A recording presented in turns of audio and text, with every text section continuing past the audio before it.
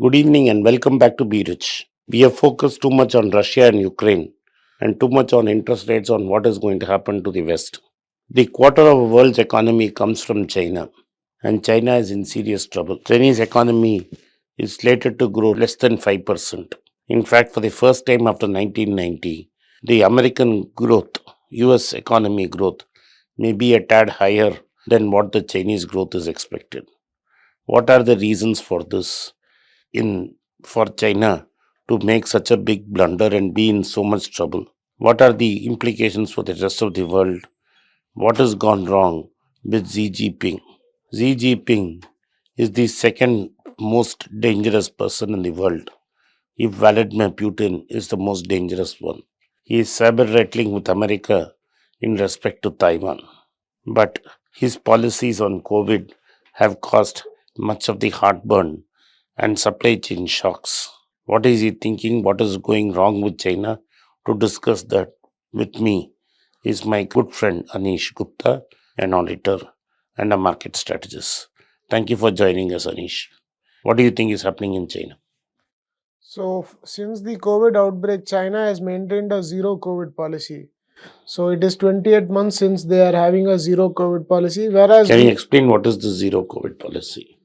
that there should not be any COVID cases reported. So, they will go into complete lockdown, test everyone, but still they find anyone with COVID, they will not open up the city or the district.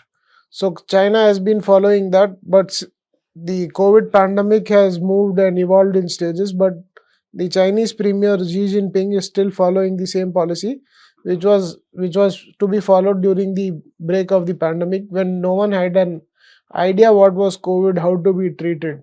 So China is facing this because many of its elderly population, has not been jabbed, and they are prone to contracting COVID.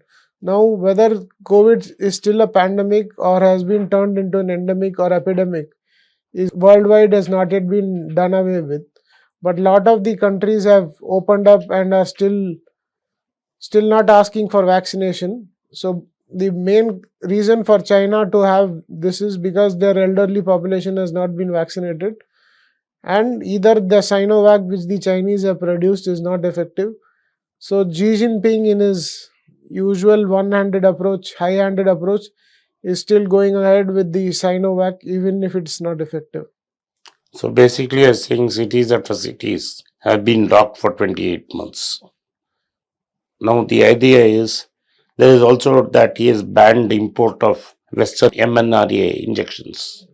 So there are no Western vaccines in China. So this is one problem, which is a major issue. But I thought the bigger issue is his assault on tech companies, which started with Alibaba, moved to Tencent, went to Didi and a big tutor company. This basically he started it as a data security issue. And how much damage is that doing? So what China was in a communist regime is a single man high hand approach. One use the markets to grow, but now Xi Jinping is facing both threat from his slowing and sagging economy and the debt he has created, which is unsustainable. Yeah, the Chinese have created many cities where people are not even existent or that infrastructure has become dead. On one hand, he is dealing with aging, declining population. On the other hand, he has infrastructure which no one uses. So this is typical of people who don't have any clue on how to run the economy. So basically, he's saying his infrastructure is not working. Then why there is such a savage attack on Jack Ma, on Tencent, and other companies. So the attack on the digital or the tech companies is because then the news or what's happening in China will become more open. As of now, the Chinese media is controlled by the Chinese state. When the China opens up to the world, maybe communism or Xi Jinping's rule will be under threat. So what there is a 45% discount to a comparative stock in US with the same kind of stock with same earnings in China. How do you explain a 40? Is it a bargain to be in China today? So to be in China is very scary because you don't know when Xi Jinping may strike down on a company like he did on Alibaba, on Jack Ma. and you will lose further value if you are not allowed to. Even though China is a big market, if you are not allowed to do business, or if the Chinese premier feels threatened by the company, you may be struck down and the company may become worthless. Now, how will this affect global supply chains and feed into world inflation?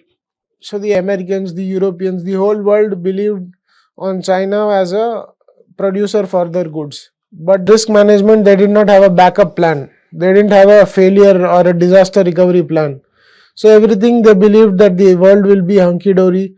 Knowing how the communists or how the dictators behave, the Europeans or the Americans did not have a second alternate factory which would produce goods for them. So all the production happened in China and it is now biting back the Americans and the Europeans.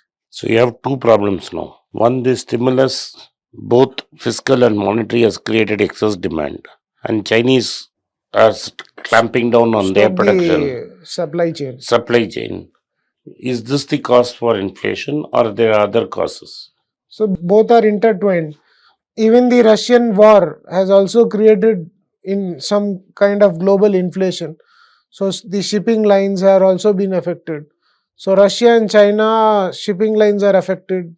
The monetary and fiscal stimulus from the developed world is also adding to the exceeding demand which was there for goods. So both of this is leading to a very high inflation.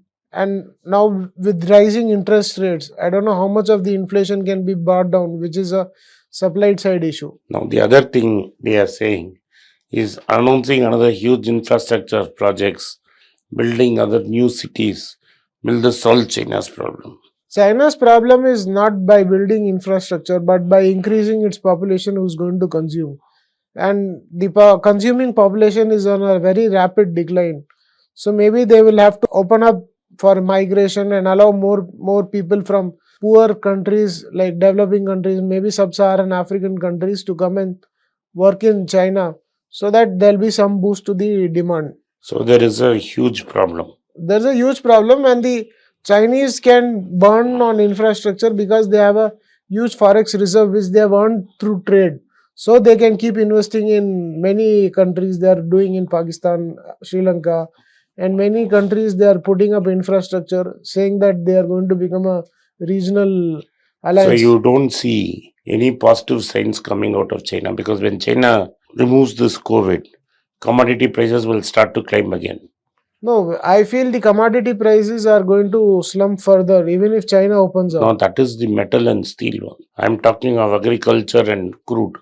So even if China opens up, so the if China opens up, US will probably by then go into a recession because US Fed has to increase rates to control the demand So side. do you expect a collapse in crude prices? Collapse in crude prices is not possible until the Russian-Ukraine war looks like going to end in a decadal war, and it is not going to end soon. So the Russian output is off the block, I think so, for the foreseeable future. And the American oil is all, I don't know why is not coming on stream, the shale gas, which could offset the production cuts which the Saudis and the OPEC took. So you expect oil to be where between 19 and 120? Yes, Between because 90 to 115, 120? yes, now they have realized, the OPEC allies have realized that this is their best time to make whatever they could. The green energy revolution, which people were talking about, renewable, is now gone out of the window. For what is the reason why it is gone out of the window, no one knows. Maybe because the solar panels which were supposed to be manufactured in China are not coming on stream, or what is or climate change is the reason why the renewable energy is not taking up steam, is a matter of concern. Okay. Thank you, Anish. We had a good conversation. We had a clear idea of what's going wrong with China and how it would impact the rest of the world. Thank you for supporting Be Rich. If you liked our content, kindly subscribe to our channel and turn on the bell notification.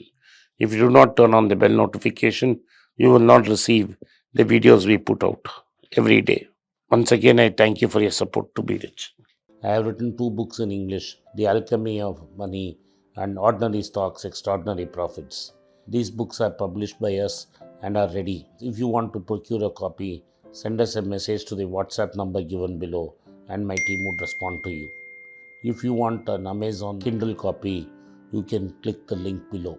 Finally, those who wish to consult with me can send a mail to berichenglish@gmail.com. Once again, I thank you for your support. If you like this video, press the subscribe button of my channel, hit the like button and turn on the bell notification.